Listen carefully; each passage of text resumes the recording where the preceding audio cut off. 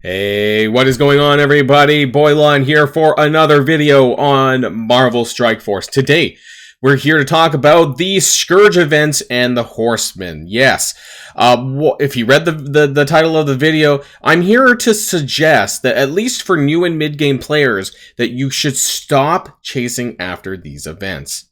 That's going to sound a bit crazy, and I'm sure other people are wondering, Boilon, what the hell are you talking about? Well, we're going to get into that in today's video because honestly, resources are finite. And I think that people have to understand that you can only do so much with the resources that you get every single month. And so you want to kind of stick with what's current. I'm not saying these characters are bad characters because they're not, and I use them more or less every single day. But for newer and mid-game players, and I define those as people probably under gear tier 14, which I guess is level 75, somewhere around there, that you shouldn't put your entire focus on these events. And we're going to talk about more about why that is. So, you ready to go, everybody? Then let's boil this down.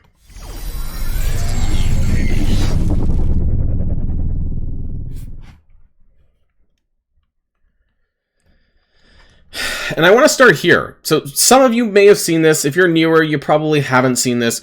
I haven't updated this in about 3-4 months now at this point. This was my old infographic for my Horseman SCOURGE events guide. And this was last updated on patch 6.6, which was, I believe, the winter patch. So I haven't touched this since. And part of the reason is that it was just getting so convoluted. Not convoluted, just the amount of characters that you could use was starting to get a bit much, and instead of condensing down the infographic, I just decided to stop doing it. And that kind of what led me to today's video, because I want to talk about why, for the most part, you don't and shouldn't really consider raising these characters. But for the most part, I'm talking about nodes 5 and 10. And I want to start here with Pestilence with Morgan Le Fay. And because I want to be very clear also that these events come back so frequently, typically every month and a half to 2 months, that you're going to get these characters unlocked regardless of leveling up these node 5 and 10 characters, because you don't need them until you hit, I think it's like difficulty 5. This might vary by SCOURGE, but usually it's around the difficulty 5 mark where you start needing these traded characters specifically for nodes 5 and 10. Before that, it's typically something like, I believe for Pestilence, it's like maybe city heroes, something like that, but it's not specifically web warriors, which is what you're seeing here on nodes 5 and 10 for Morgan Le Fay. So, if you're coming up the way and you're doing these events, all you have to do is get 100,000 points to unlock the ranked system, which is difficulty 1. A full clear of difficulty 1. And that's not very hard to do. And even that's going to net you like, I think it's like 40 shards, but it could be a little bit more. So, if you are able to complete and kind of push a little bit on, say, difficulty 4 with SCOURGEs, then you can actually probably get it in one pass, but definitely within 2, because you're going to clear this, and they come back so often, like I said, it's not a big deal. So why am I recommending against this system, the old system? Because web warriors are not worth building anymore. They're a raid bio team. We have that already with a new one called Rebirth. And so if you haven't upgraded web warriors already, which most newer players won't for the most part, don't bother considering gearing them now, because you're not going to get a lot of value out of them. There's just not a lot of reasons, in my opinion, to build them when you need to be more forward thinking. And this goes for everyone, regardless of who's watching this video and where you are in the game. You need to be more forward thinking with your resources and understand that you can't get behind too much. These characters are old, and even the Morgan Le Fay event is coming up on a year old from now. And normally when I consider what's relevant, it is usually 6 to 9 months behind maximum. Is the Darkhold team a bad team? No, it's not. But that's not what I'm saying here. I'm just saying that it's not, there's no rush for you to unlock her, because while you may use her standalone, in a variety of different content, I'm not even sure the Darkhold team, like writ large, is worth gearing, in its entirety. You could probably just get away with Morgan Le Fay standalone and just build her, because this is kind of like when I used to say how Infinity Watch was not worth building. because and they still aren't right now because they're so old. Am I using them? Absolutely. I'm using them typically in Cosmic Crucible and in Alliance War, but just because I'm using them doesn't mean it's something that I recommend that newer and mid-game players do. You know, because of the resource aspect, the crunch, you can't do everything and you need to cut things off at some point. And that's what I'm doing here.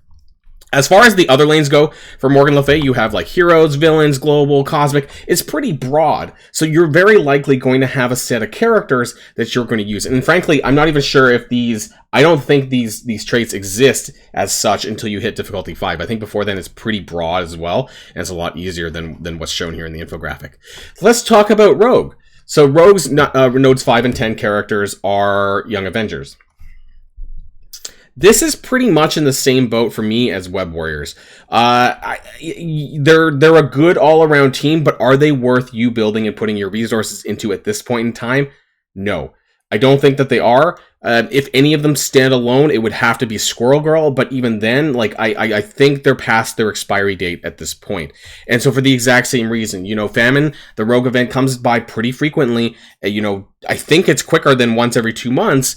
And so you're going to be able to get the shards for both Rogue and Morgan Le Fay pretty quickly because just they have the speed. Like, I don't know how many it's been like 8 or 9 iterations, I think, at this point for both of them. That it's just, you know, you're still going to get the character unlocked. You're going to get Rogue unlocked with very minimal effort, you know, throughout your early game, especially. Even on your run up, you might even have them unlocked. You probably will have them unlocked before you even grind up to gear tier 14 or level 75 yourself, assuming you didn't buy the time heist, you know, and that's a completely different story, I suppose.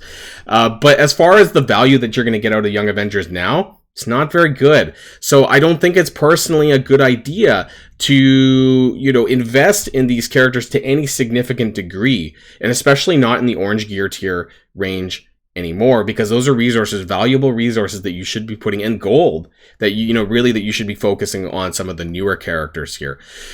The more broader lanes, again, I'm not sure if these exist on difficulties 4 or lower, things like the Mutant Lane, the City, or if they're just specifically like heroes and villains, that kind of thing. We have villains and Cosmic Mystic. So there is actually a lot of overlap between these two, Morgan Le Fay and Rogue's event, as far as the broader sort of tags go. Now, I want to talk about the other two because they're a bit newer. Let's move over. So specifically War and Death, Red Hulk and Archangel, because I think this is where things change a little bit. It also gets a bit easier.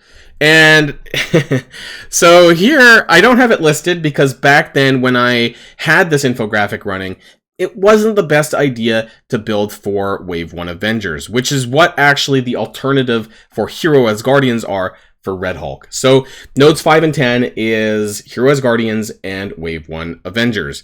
And at this point in time, just completely ignore this. If you do want to build for War and Red Hulk, then I would recommend you doing the Wave 1 Avengers, because now all of the Wave 1 Avengers actually do have characters that you can use elsewhere. For the most part, we have, other than Thor. I mean, Thor's in Hero Asgardians, but I don't like the Hero Asgardians. That's one of my biggest regrets, actually, from the War Scourge, is that I overinvested in the Hero Asgardians. They're garbage in War. They basically are just a sucker to eat up Eternals, and it's just not good value. There's no good value in the Hero Asgardians anymore. So Thor doesn't really have the best value in terms of the other Wave 1s, but you have Iron Man, who's part of the Bionic Avengers currently, who's over here actually, for the Death Scourge, and still part of that Tech Raid team that we're going to be using for a while, and the entire team is now farmable, actually, for the most part. Deathlock is in the Arena Orb. So Iron Man is usable, that's Wave 1. Thor, and then we have Hulk, which is part of the Gamma team itself down here. So that's a good investment too that you're going to get. And then OG Cap, who's part of the Rebirth team. So great inclusion there.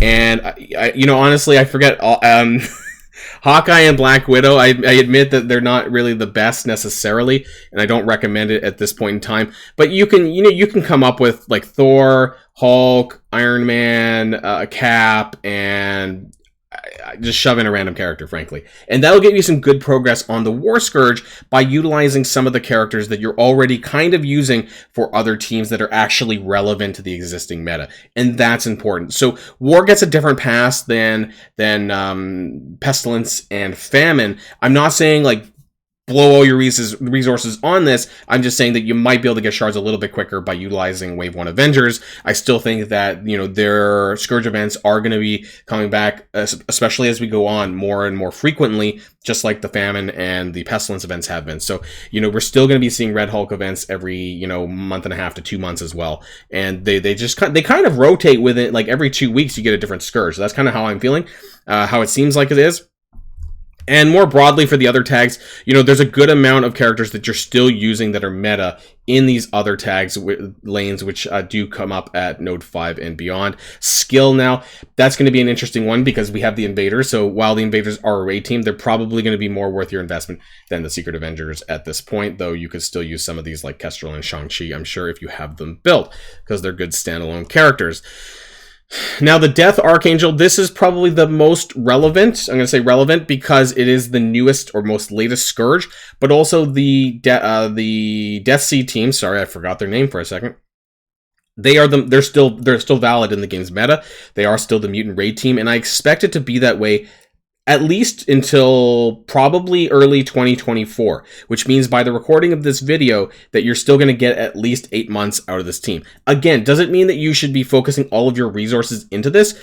No, but I think that there's a good chance that you're probably going to have these characters built up for this Scourge anyways, at least to get up to like nodes 5, and you should be able to do some of the other ones. The minion ones, very, very easy, by the way. I'm just doing this really quickly because, and don't necessarily take what I have here, but you could use any 5 minions at this point. If you're trying to unlock Nick Fury, you might as well use Kree, and I think they can even do it. I heard it wasn't that difficult, and I overinvested in my minions, frankly. I took them to gear tier 14 for high difficulty, and you don't really need to do that for the lower difficulties. If you're just focusing on difficulties 4, difficulties 5, I think you can get away with like gear 9 minions. Like, I don't think it's overly that hard. As far as the nodes 5 and 10 go, you have your Bionic Avengers, which all of them are available now, despite what my infographic hasn't been updated. Deathlock is in the Arena Orb.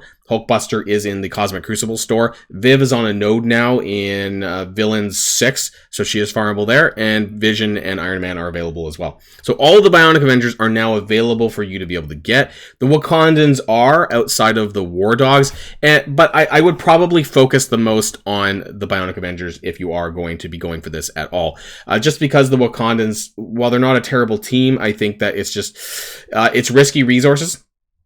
Personally, and I did not build Wakandans or War Dogs with the exception of Shuri for Dark Dimension 5 in the past, but other than that, I didn't really build these characters, and I didn't need them in the Death Scourge either. I was able to get some really good score with the Bionic Avengers for the Death Scourge. The other lanes, again, pretty broad. We have heroes, and again, this is for difficulties 5 and higher. I don't know if it's the same way under that. Non-legendary mutant, this is a bit of a weird one, but this only exists on, I think, difficulty 6 and higher. So before that, it can also include legendary mutants. So any of the past characters like Rogue, there's a lot of legendary mutants, in fact.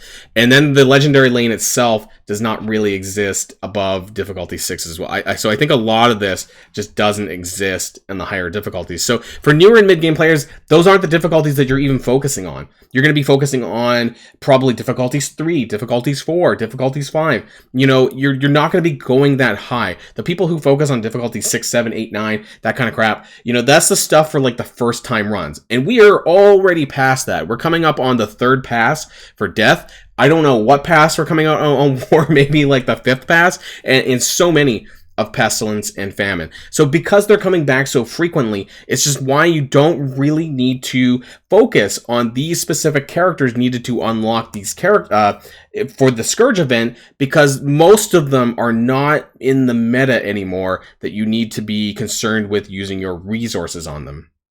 I would not put resources into, I forgot their name again, Web Warriors, Young Avengers, Hero Asgardians. Complete miss. Don't do it. Not necessary to the existing game meta. Not really necessary for a lot of things in the game right now. And the only value is probably the characters for the Death Scourge. Outside of that, and obviously the Wave 1, which I mentioned, which are not actually listed here on nodes 5 and 10, but they're just, one character each for a different team, which is fine, and they function well enough for Wave 1 for that specific purpose for the war event. But outside of this, there's just so many characters you just don't need to build, and the further away we get from when the Horseman Scourge events were relevant, the more difficulty it is to push these characters on us. I don't know what they're going to do in like 2024 or even late 2023 when people want the legendary characters, but so I think that you're just going to have to, cut your losses. Just kind of go through the motions, get it on the second run of the Scourge event because of the way that the ranking system works, that you're very likely going to get the shards to unlock them anyways. You just have to wait a little bit of time. Just be patient. You're not going to be missing anything. And obviously, if you have that kind of degree of FOMO, then, well, there's a spending option for you because, of course, everything in Marvel Strike Force also has an orb. You might have noticed... I hate this pop-up so much. Like, it makes me want to swear. There is all these orbs in here, the Pestilence Orb, the Famine Orb, the War Orb, and the Death Orb, which you can spend a lot of money if you are super impatient about getting these characters. But honestly, there's no rush. The game is moving forward all the time with brand new characters coming to the game that is worth your attention more than a lot of these in some cases, year-old events. And so that's why you don't really need to do much about them. Just unlock the characters when you get them. You may use them, you may not use them, and that's perfectly okay. You want to focus on what's in front of you, not what's behind you too much. That's the end of this video, everyone. And until next time, stay safe and healthy, and I'll see you all later. Boilon signing out.